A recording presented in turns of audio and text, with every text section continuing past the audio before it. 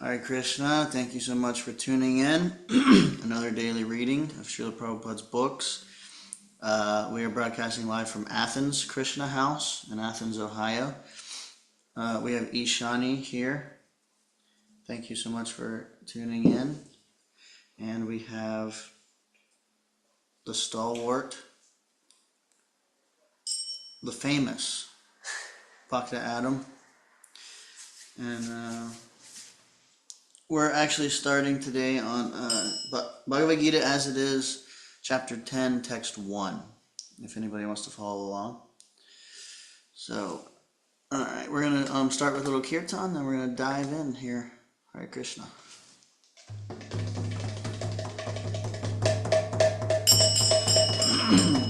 Namo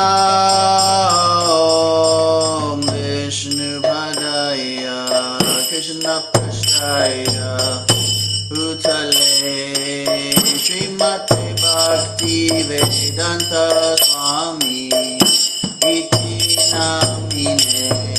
Namo Vishnu Padaya Krishna Prasthaya Bhutale Srimate Bhakti Vedanta Swami Iti Namine.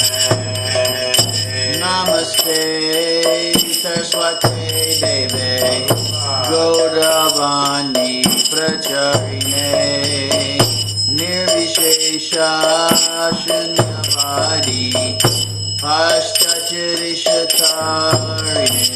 Oh, Namaste Saraswati Deve Gauravani Pracharine Nirvishesha Shunyavadi Paschachirishtarine.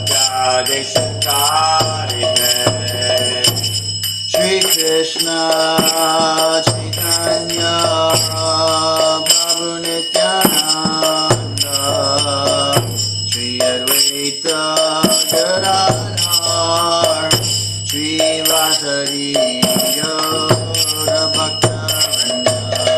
Jai Shri Krishna Chaitanya Prabhu Nityananda Shri Advaita Gadadhar Shri Vasari Gaura Bhakta-vrinda. Shri Krishna Chaitanya Prabhu Nityananda Shri Advaita Gadadhar Shri Vasari Gaura Bhakta-vrinda. Shri Krishna Chaitanya Prabhu Nityananda Shri Advaita Gadadhar Shri Vasari Gaura Bhakta-vrinda.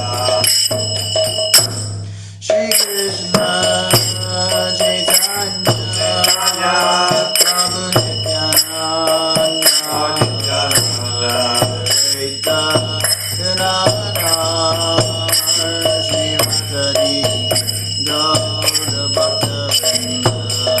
Jaya Shri Krishna Chaitanya Prabhu Nityananda Shri Advaita Gadadhar Shri Vasari Gaura Bhakta-vrinda. Shri Krishna Chaitanya Prabhu Nityananda Advaita Gadadhar Shri Vasari Gaura Bhakta-vrinda. Jaya Shri Krishna Chaitanya Prabhu Nityananda Shri Advaita Gadadhar Shri Vasari Gaura Bhakta-vrinda. Hare Krishna Krishna Krishna Hare Hare Hare Rama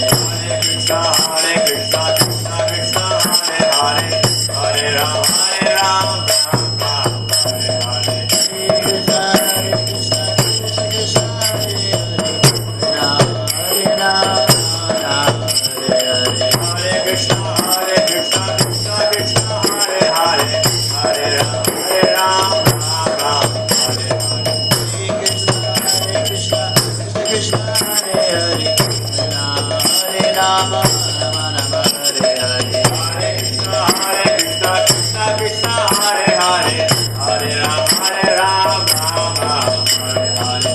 Hare Rama Hare Krishna Krishna Krishna Hare Hare, Hare Rama Hare Rama Hare Hare. Hare Krishna Krishna Krishna Hare Hare, Hare Ram Hare Ram, Ram Ram Hare Hare. Krishna Krishna Krishna Krishna Hare Hare, Hare Rama Rama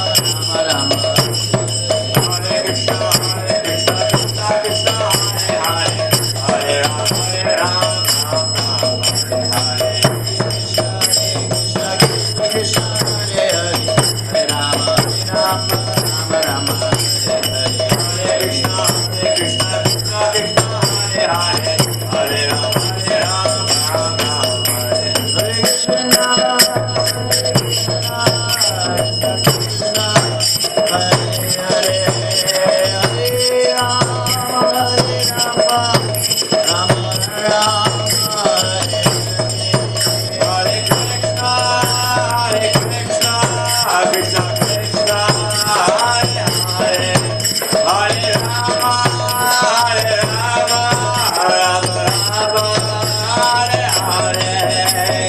Ram Hare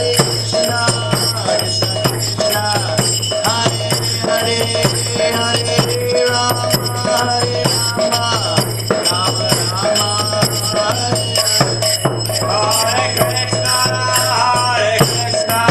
Krishna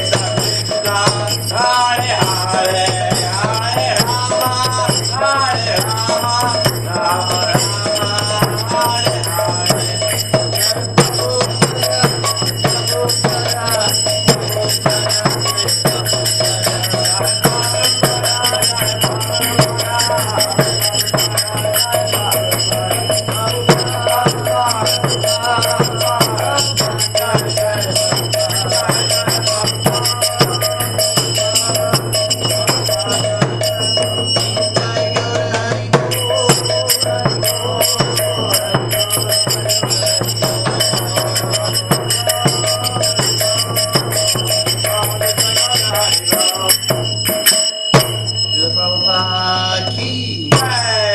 Bhagavad Gita as it is ki. I go to Premanande.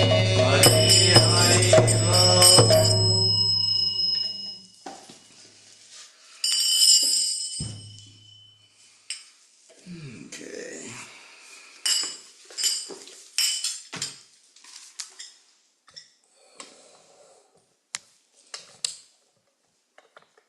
All right. So we're going to start with the Mangalacharana prayers. They're on page 1, if anyone wants to follow along. Om Jnana Timirandasya Jnananjana Shalakaya Chakshurun Militam Yena Tasmai Shri Guruve Namaha.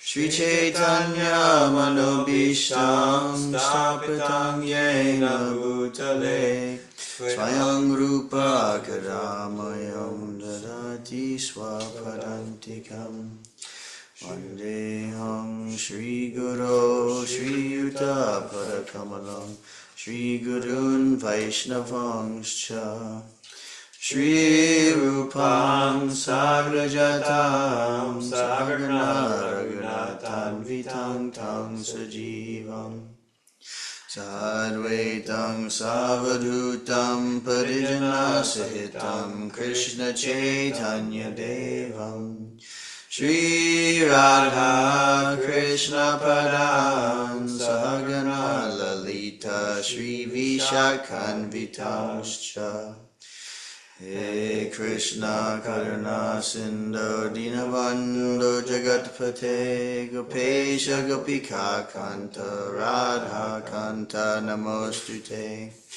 Tapta Kanjana Gaurangi Radhe Vrindavaneshwari Vrishabhanu Sute Devi Pranamami Hari Priye Panchakopa Tarubhyascha Kripa Sindhubhya Evacha Patitanam Pavanebhyo Vaishnavebhyo Namo Namaha.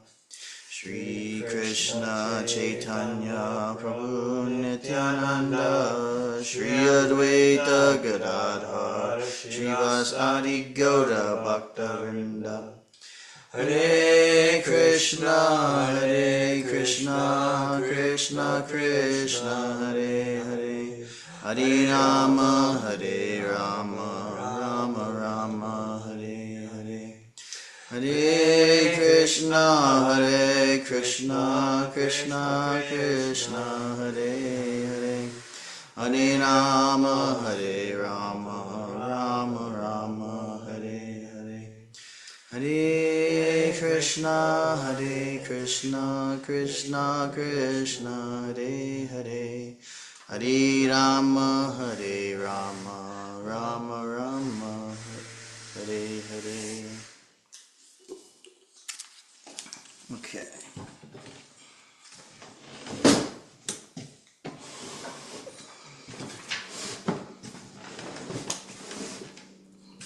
Let's get in my table. Alright. Chapter 10. The Opulence of the Absolute. Text 1. Shri Bhagavan Uvacha Bhuya eva mahabaho Shrinu me paramam vacha Yatteham priyamanaya Vakshyami hitakamyaya. The Supreme Personality of Godhead said, "Listen again, O mighty armed Arjuna, because you are my dear friend. For your benefit I shall speak to you further, giving knowledge that is better than what I have already explained." Purport. The word Bhagavan is explained thus by Parashar Muni. One who is full in 6 opulences, one who has full strength, full fame, wealth, knowledge, beauty, and renunciation, is Bhagavan, or the Supreme Personality of Godhead. While Krishna was present on this earth, he displayed all 6 opulences. Therefore, great sages like Parashar Muni have all accepted Krishna as the Supreme Personality of Godhead. Now, Krishna is instructing Arjuna in more confidential knowledge of his opulences and his work. Previously, beginning with the 7th chapter, the Lord has already explained his different energies and how they are acting. Now, in this chapter, he explains his specific opulences to Arjuna. In the previous chapter, he has already explained his different energies to establish devotion in firm conviction. Again, in this chapter, he tells Arjuna about his manifestations and various opulences. The more one hears about the Supreme God, the more one becomes fixed in devotional service. One should always hear about the Lord in the association of devotees. That will enhance one's devotional service. Discourses in the society of devotees can take place only among those who are really anxious to be in Krishna consciousness. Others cannot take part in such discourses. The Lord clearly tells Arjuna that because Arjuna is very dear to him, for his benefit such discourses are taking place. Name vidu sharagana prabhavam namaharshaya aham adirhi devanam maharshinam cha sarvashaha. Neither the hosts of demigods nor the great sages know my origin or opulences. For in every respect I am the source of the demigods and sages. Purport. As stated in the Brahma Samhita, Lord Krishna is the Supreme Lord. No one is greater than him. He is the cause of all causes. Here it is also stated by the Lord personally that he is the cause of all the demigods and sages. Even the demigods and great sages cannot understand Krishna. They can understand neither his name nor his personality. So what is the position of the so-called scholars of this tiny planet? No one can understand why this Supreme God comes to earth as an ordinary human being and executes such wonderful, uncommon activities. One should know then that scholarship is not the qualification necessary to understand Krishna. Even the demigods and the great sages have tried to understand Krishna by their mental speculation, and they have failed to do so. In the Srimad Bhagavatam also it is clearly said that even the great demigods are not able to understand the Supreme Personality of Godhead. They can speculate to the limits of their imperfect senses and can reach the opposite conclusion of impersonalism, of something not manifested by the three qualities of material nature, or they can imagine something by mental speculation, but it is not possible to understand Krishna by such foolish speculation. Prabhupada calls it the factory of our minds. Because it's like it's an assembly line. And you read something, and then our mind goes, wait, we gotta put that on the assembly line. We gotta work with that, see if we can come up with something, conjure something up out of it. Right. Very automatically people do that, and then it's malinterpretation. Right. It's actually, in reality, such a thing is the cause of death. Many deaths can be dangerous. Yeah. I thought dangerous is not even an understatement. When we interpret with no basis in Shastra or Guru Sada Shastra, or no connection to the Parampara, just on our just intellect or whatever. Yeah. It's like eating foodstuffs. You whatever you put in the body, like basically you eat something, it's a nice, naturally created apple. It's like a nice, beautiful creation of the Lord, and then you eat it, and then it becomes like basically worthless, disgusting refuse. And same thing with your mind. You take it in, and then you digest it, and then you process it until it comes out as nothing but useless refuse.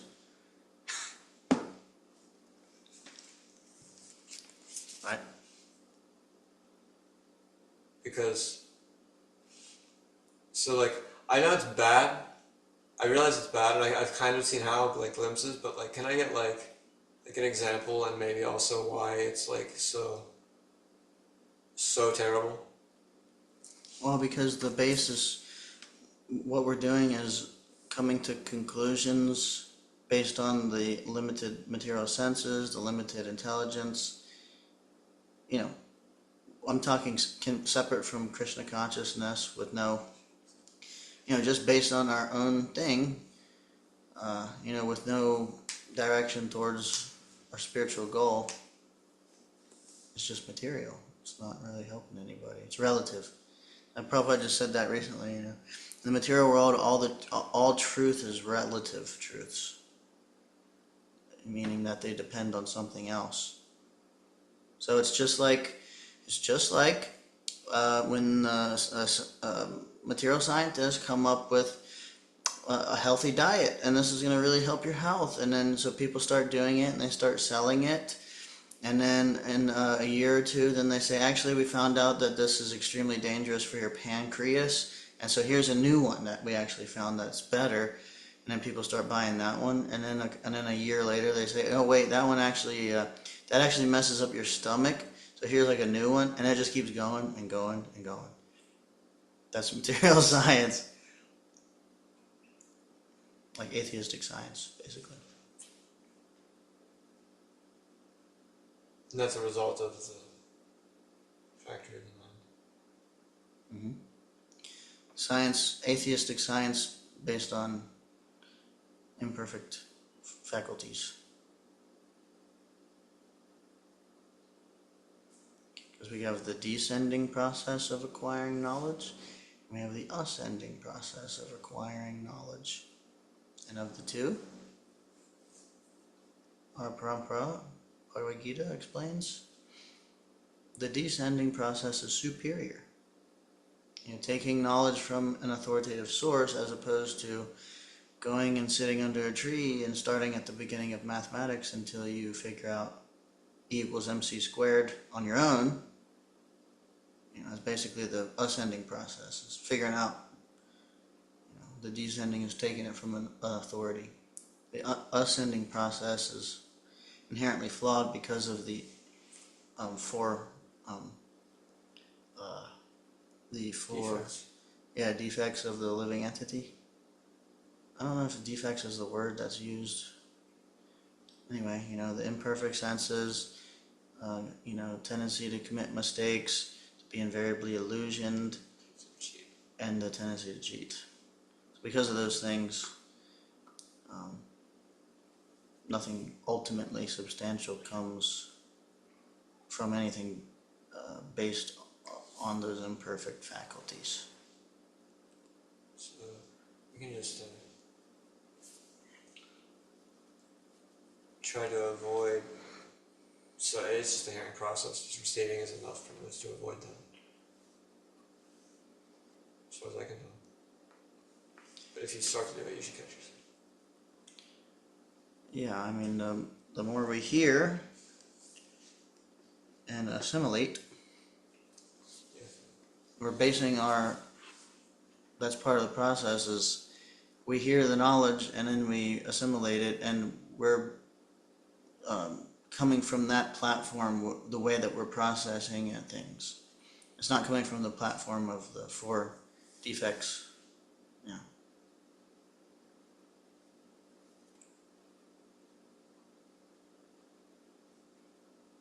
Very nice.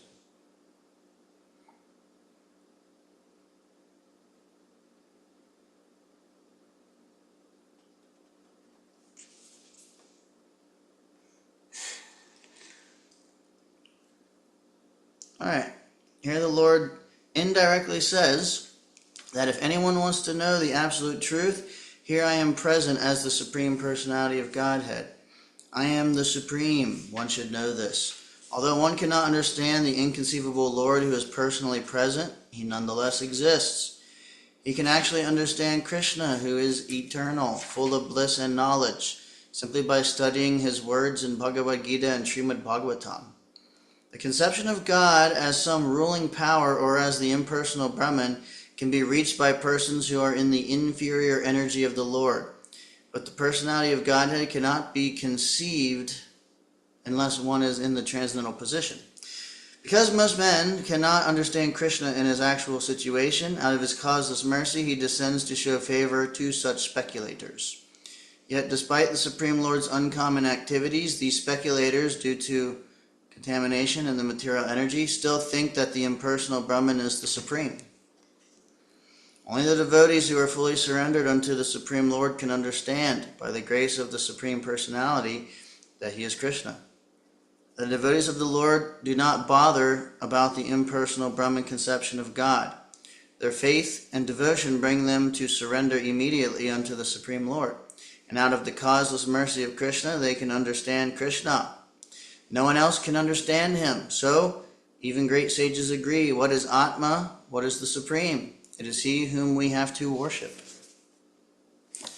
Yavam majjam manadim cha viddiloka maheshwaram samurha samartyeshu sarva papai pramuchyate.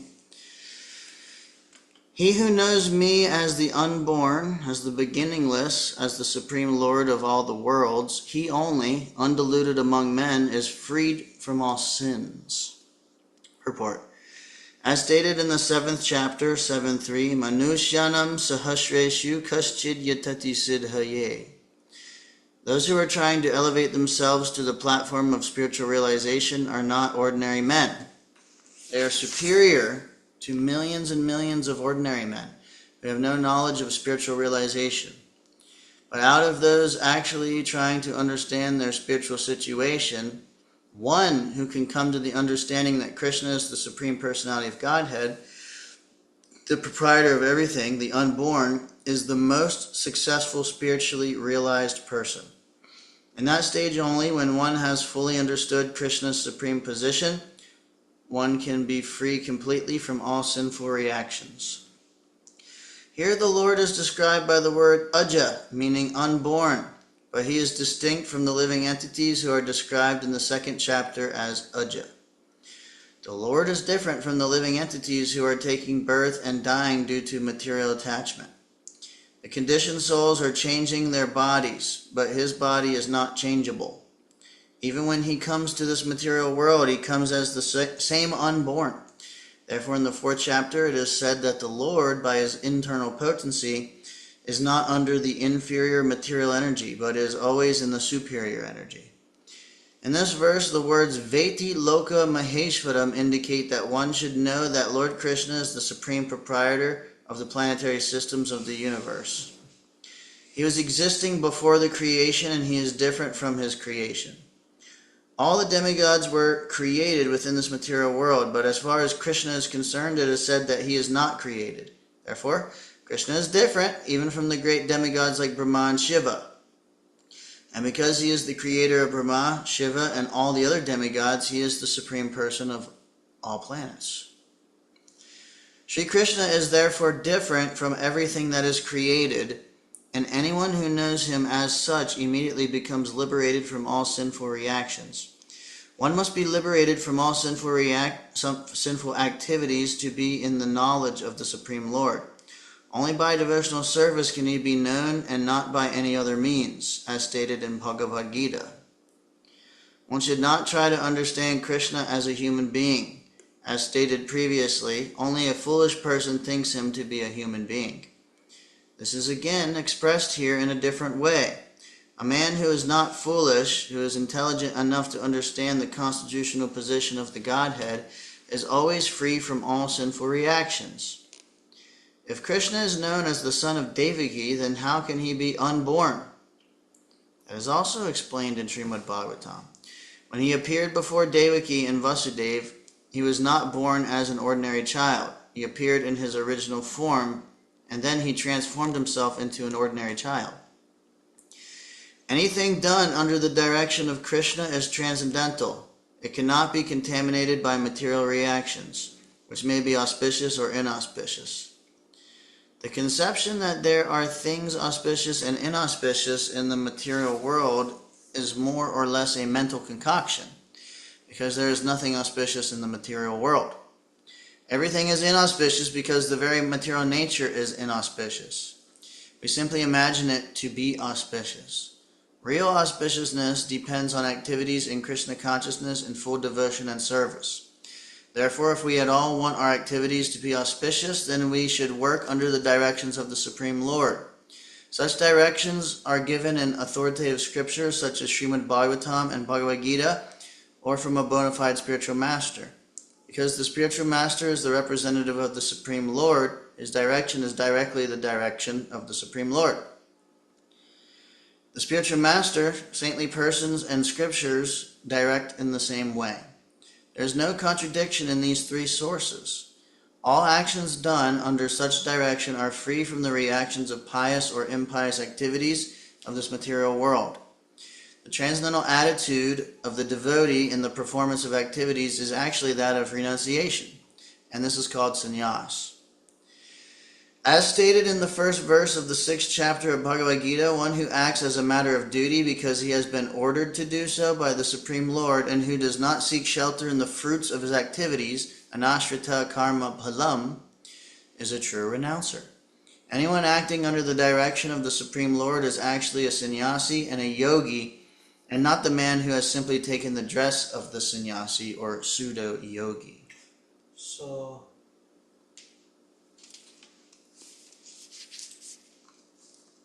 renunciation is renouncing fruits of your activity. Right? That's chapter 8. That's in the later chapters. Part of it, yeah. Part of. Can you explain? Well, renunciation is being totally attached to Krishna and unattached to material things. Okay. So, giving up the fruits of one activities is one level. One may be still attached to performing a specific activity, even if he offers the fruits to Krishna, and that wouldn't be full renunciation.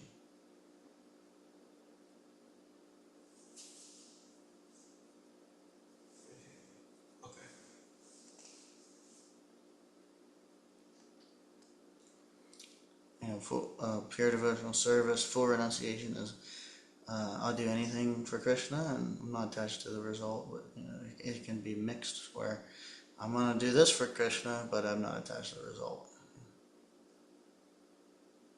Okay. Make sense? Yeah. So it's better to be working for Krishna and that's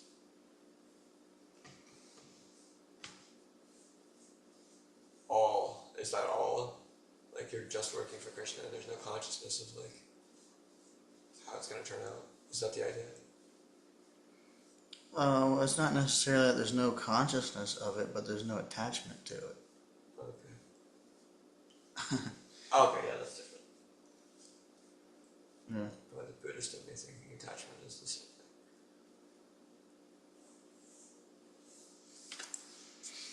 thing. Okay. Purhirgyanam samoha kshama satyam dhamma shamaha sukam dukkam bhavo bhavo bhayam cha bhayam eva cha ahimsa samatha tushtis tapodanam yasho yasaha bhavanti bhava bhutanam mata eva pratagvidaha. Intelligence, knowledge, freedom from doubt and illusion, forgiveness, truthfulness, control of the senses, control of the mind, happiness and distress, birth, death, fear, fearlessness, non-violence, equanimity, satisfaction, austerity, charity, fame and infamy. All these various qualities of living beings are created by me alone. Purport.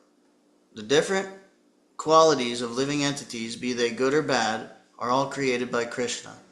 And they are described here. Intelligence refers to the power to analyze things in their proper perspective, and knowledge refers to understanding what is spirit and what is matter. Ordinary knowledge obtained by a university education pertains only to matter, and it is not accepted here as knowledge. Knowledge means knowing the distinction between spirit and matter. In modern education, there is no knowledge about spirit. They are simply taking care of the material elements and bodily needs. Therefore, academic knowledge is not complete. Asamoha, freedom from doubt and delusion, can be achieved when one is not hesitant and when he understands the transcendental philosophy. Slowly but surely, he becomes free from bewilderment. Nothing should be accepted blindly. Everything should be accepted with care and with caution. Kshama, tolerance, and forgiveness should be practiced. One should be tolerant and excuse the minor offenses of others. Satyam, truthfulness, means that facts should be presented as they are for the benefit of others. Facts should not be misrepresented. According to social conventions, it is said that one can speak the truth only when it is palatable to others, but that is not truthfulness. The truth should be spoken in a straightforward way so that others will understand actually what the facts are. And because the austerity of speech, where we want to speak to benefit others, we want to regulate our speech to be speech that benefits others, and there's other ones. So the distinction that is being made, then, I'm kind of guessing, is that, well, I don't know if it's a guess, is that beneficial doesn't always mean like palatable for them. Correct. That's exactly what he's saying. Something I should learn from. He said, according to social conventions, it is said that one can speak the truth only when it is palatable to others, but that is not truthfulness. The truth should be spoken in a straightforward way so that others will understand actually what the facts are. Yeah, and truthfulness is one of the other. It doesn't mean as far as possible, we want it to be palatable, but he's saying that they say that you can only say it if it's palatable, and he's saying that's not true. Sometimes you have to say something that may not be palatable to someone to help them see. If someone's having trouble realizing that a person needs, like if they're in a situation where a person needs to be told something, but they might not like it, but it's for their benefit, but you're just like, oh, but it's not palatable, then that same motive of being palatable for them is the same motive that would make you want to be more truthful. It's just an empathetic way of being. So one is more empathetic, and that's truthfulness. As far as I can tell. Yeah? You mean as opposed to like holding back for the sake of their for the or like not telling him because it would be uncomfortable for him. fanatical empathy was my whole thing. So yes, that's what I mean. Yeah, I'm learning from that experience that's a big truth actually in social dynamics. Yeah, most of the time, we can find there's usually a way that it can be presented, but not all the time, but a lot of the times it's not that we just, don't care at all, like we don't want to go from one extreme to the other of just, deliberately delivering news unpalatably or something. But, Right. as far as possible, we care about how people feel. We want things to be palatable and speak eloquently and whatnot, but sometimes there may be no way around it. But the truth should still be said. Yeah. Right.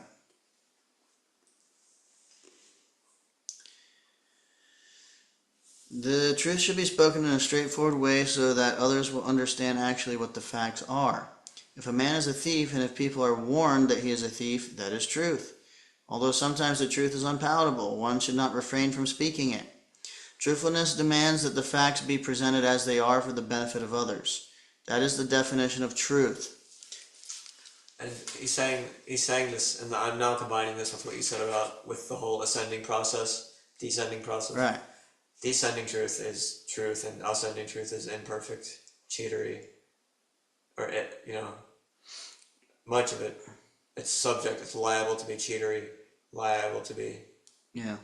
So if we're not repeating what we learned from Prabhupada's books, from Bhagavatam, I mean, what other grace is there that can get us out? Right, and it's at best incomplete. At best incomplete. Right. It's not. I mean, there can be, you can be a great jnani and speak, everything you're speaking it may be true, but it's not going to be complete. The descending process is like, it's like whole. When you hear Prabhupada's words, they are coming from a whole place. Mm-hmm. And you can understand that by hearing them. Therefore, we don't feel that there's any cheatery going on, because all of the truth becomes so evident to us just by hearing. Well, yeah, that's true, but it's not just because we don't feel it's incomplete. It's factually, we can scientifically understand how it's actually complete. It's in the words. Like it's a lot of times it's self-explanatory, and you just have to see it sooner or later. And you can always, it's scientific. Yeah, you can always test it. If a person is skeptical about the Bhagavad Gita, they can take the Bhagavad Gita, take a verse that's this is people in this category are like this, people in this category are more akin to being this way, and you can see in real life and see if it's true, or any verse. It's all science. Bhagavatam, Bhagavad Gita. You can take it as a hypothetical. You can read it and be like, that's hypothetically true, and then find out. Yeah, actually, Prabhupada recommends that. He said if you just hypothetically accept Krishna as as God and read this Bhagavad Gita, you can understand, it'll make sense. If someone's not quite there, if they at least do it hypothetically, that's the only way to understand. There's nothing to lose. Krishna as God. There's nothing to lose from being hypothetical. It's always good. It's always good to think like that if you want to know something. Right. Some knowledge, hypothetical. Yeah. Control of the senses means that the senses should not be used for unnecessary personal enjoyment. There is no prohibition against meeting the proper needs of the senses, but unnecessary sense enjoyment is detrimental for spiritual advancement. Therefore, the senses should be restrained from unnecessary use. Similarly, one should restrain the mind from unnecessary thoughts. That is called shama. One should not spend one's time pondering over earning money. That is a misuse of the thinking power. The mind should be used to understand the prime necessity of human beings, and that should be presented authoritatively. Power of thought should be developed in association with persons who are authorities in the scriptures, saintly persons, and spiritual masters, and those whose thinking is highly developed. Sukham, pleasure or happiness, should always be in that which is favorable for the cultivation of spiritual knowledge of Krishna consciousness. And similarly, that which is painful or which causes distress is that which is unfavorable for the cultivation of Krishna consciousness. Anything favorable for the development of Krishna consciousness should be accepted, and anything unfavorable should be rejected. Bhava, birth, should be understood to refer to the body. As far as the soul is concerned, there is neither birth nor death. That we have discussed in the beginning of Bhagavad Gita. Birth and death apply to one's embodiment in the material world. Fear is due to worrying about the future. A person in Krishna consciousness has no fear because by his activities he is sure to go back to the spiritual sky, back home, back to Godhead. Therefore his future is very bright. Others, however, do not know what their future holds. They have no knowledge of what the next life holds. So they are therefore in constant anxiety. If we want to get free from anxiety, then the best course is to understand Krishna and be situated always in Krishna consciousness. In that way we will be free from all fear. In the Srimad Bhagavatam 11.2.37 it is stated, Bhoyam dvitiya biniveshita syat. Fear is caused by our absorption in the illusory energy. But those who are free from the illusory energy, those who are confident that they are not the material body, that they are spiritual parts of the Supreme Personality of Godhead, and who are therefore engaged in the transcendental service of the Supreme Godhead, have nothing to fear. Huh? That's awesome. Yeah. Can you repeat it? Yeah.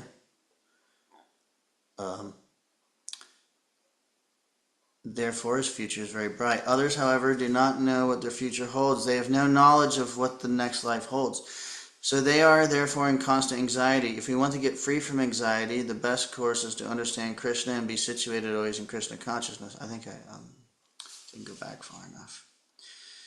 Birth and death apply to one's embodiment in the material world. Fear is due to worrying about the future. A person in Krishna consciousness has no fear, because by his activities he is sure to go back to the spiritual sky, back home, back to Godhead. Therefore his future is very bright. Others, however, do not know what their future holds. They have no knowledge of what the next life holds. So they are therefore in constant anxiety. If we want to get free from anxiety, then the best course is to understand Krishna and be situated always in Krishna consciousness. In that way we will be free from all fear. In the Srimad Bhagavatam 11.2.37 it is stated, Bhayam dvitiya biniveshita syat. Fear is caused by our absorption in the illusory energy. But those who are free from the illusory energy, those who are confident that they are not the material body, that they are spiritual parts of the Supreme Personality of Godhead, and who are therefore engaged in the transcendental service of the Supreme Godhead, have nothing to fear. Their future is very bright. This fear is a condition of persons who are not in Krishna consciousness. Abhoyam, fearlessness, is possible only for one in Krishna consciousness. Ahimsa, non-violence, means that one should not do anything which will put others into misery or confusion. Material activities that are promised by so many politicians, sociologists, philanthropists, and so on do not produce very good results because the politicians and philanthropists have no transcendental vision. They do not know what is actually beneficial for human society. Ahimsa means that people should be trained in such a way that the full utilization of the human body can be achieved. The human body is meant for spiritual realization, so any movement or any commissions which do not further that end commit violence on the human body. That which furthers the future spiritual happiness of the people in general is called non-violence. Samatha, equanimity, refers to freedom from attachment and aversion. To be very much attached or to be very much detached is not the best. This material world should be accepted without attachment or aversion. That which is favorable for prosecuting Krishna consciousness should be accepted. That which is unfavorable should be rejected. That is called samatha, equanimity. A person in Krishna consciousness has nothing to reject and nothing to accept save in terms of its usefulness in the prosecution of Krishna consciousness. Tushti, satisfaction, means that one should not be eager to gather more and more material goods by unnecessary activity. One should be satisfied with whatever is obtained by the grace of the Supreme Lord. That is called satisfaction. Tapas means austerity or penance. There are many rules and regulations in the Vedas which apply here, like rising early in the morning and taking a bath. Sometimes it is very troublesome to rise early in the morning, but whatever voluntary trouble one may suffer in this way is called penance. Similarly, there are prescriptions for fasting on certain days of the month. One may not be inclined to practice such fasting, but because of his determination to make advancement in the science of Krishna consciousness, he should accept such bodily troubles when they are recommended. However, one should not fast unnecessarily or against Vedic injunctions. One should not fast for some political purpose. That is described in Bhagavad Gita as fasting in ignorance. And anything done in ignorance or passion does not lead to spiritual advancement. Everything done in the mode of goodness does advance one, however, and fasting done in terms of the Vedic injunctions enriches one in spiritual knowledge. As far as charity is concerned, one should give 50% of his earnings to some good cause. And what is a good cause? It is that which is conducted in terms of Krishna consciousness. That is not only a good cause, but the best cause, because Krishna is good. His cause is also good. Thus, charity should be given to a person who is engaged in Krishna consciousness. According to the Vedic literature, it is enjoined that charity should be given to the Brahmanas. This practice is still followed, although not very nicely in terms of the Vedic injunction. But still, the injunction is that charity should be given to the Brahmanas. Why? Because they are engaged in higher cultivation of spiritual knowledge. A Brahmana is supposed to devote his whole life to understanding Brahman. Brahma janatiti brahmanaha. One who knows Brahman is called a Brahmana. Thus, charity is offered to the Brahmanas because they are always engaged in higher spiritual service and have no time to earn their livelihood. In the Vedic literature, charity is also to be awarded to one in the renounced order of life, the sannyasi. The sannyasis beg from door to door, not for money, but for missionary purposes. The system is that they go from door to door to awaken the householders from the slumber of ignorance. Because the householders are engaged in family affairs and have forgotten their actual purpose in life, awakening their Krishna consciousness, it is the business of the sannyasis to go as beggars to the householders and encourage them to be Krishna conscious. As it is said in the Vedas, one should awake and achieve what is due him in this human form of life. This knowledge and method is distributed by the sannyasis. Hence, charity is to be given to the renouncer of life, to the brahmanas, and similar good causes, not to any whimsical cause. Yashas, fame, should be according to Lord Chaitanya, who said that a man is famous when he is known as a great devotee. That is real fame. If one has become a great man in Krishna consciousness and it is known, then he is truly famous. One who does not have such fame is infamous. All these qualities are manifest throughout the universe in human society and in the society of the demigods. There are many forms of humanity on other planets, and these qualities are there. Now, for one who wants to advance in Krishna consciousness, Krishna creates all these qualities, but the person develops them himself from within. One who engages in the devotional service of the Supreme Lord develops all the good qualities, as arranged by the Supreme Lord. Of whatever we find, good or bad, the origin is Krishna. Nothing can manifest itself in this material world which is not in Krishna. That is knowledge. Although we know that things are differently situated, we should realize that everything flows from Krishna.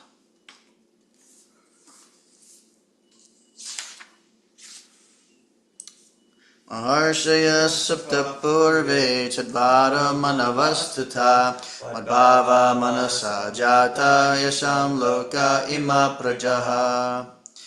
The 7 great sages, and before them the 4 other great sages, and the Manus, progenitors of mankind, come from me, born from my mind, and all the living beings populating the various planets descend from them. Purport. The Lord is giving a genealogical synopsis of the universal population. Brahma is the original creature born out of the energy of the Supreme Lord, who is known as Hiranyagarbha. And from Brahma, all the 7 great sages, and before them 4 other great sages, named Shanaka, Sananda, hold on, let me make sure. Sananda, Sanatana, and Sanat Kumar, and the 14 Manus are manifested. All these 25 great sages are known as the patriarchs of the living entities all over the universe. There are innumerable universes and innumerable planets within each universe, and each planet is full of population of different varieties. All of them are born of these 25 patriarchs. Brahma underwent penance for 1,000 years of the demigods before he realized by the grace of Krishna how to create. Then from Brahma came Shanaka, Sananda, Sanatana, and Sanat Kumar. Then Rudra, and then the 7 sages, and in this way all the Brahmanas and Kshatriyas are born out of the energy of the Supreme Personality of Godhead. Brahma is known as Pitamaha, the grandfather, and Krishna is known as Prapitamaha, the father of the grandfather. That is stated in the 11th chapter of the Bhagavad Gita, 1139. Yay. Srila Prabhupada ki. Jai. So we're going to end there, but if there's any discussion points, we'll take them. Realizations. I just love this picture of Srila Prabhupada. The lighting is really nice, but like looking at Prabhupada's purity was a good experience. That's all I have. Any points from Zoom? Nope. Okay, well, we'll end here then. Hare Krishna, Srila Prabhupada ki jai, Vancha Kalpa Tarubhyascha, Kripa Sindhubhya Evacha, Tidanam Pavanebhyo, Vaishnavebhyo Namo Namaha, Anantakoti Vaishnavrinda ki jai. Thank you so much. We will see you tomorrow. Hare Krishna.